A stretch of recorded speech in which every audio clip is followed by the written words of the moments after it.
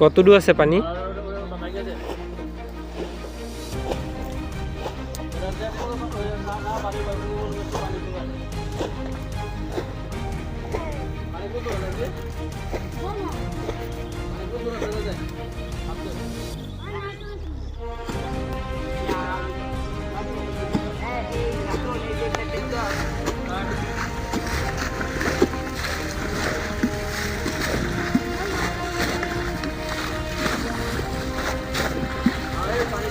শেষ পর্যন্ত দেখেন কিভাবে এটা হয়েছে।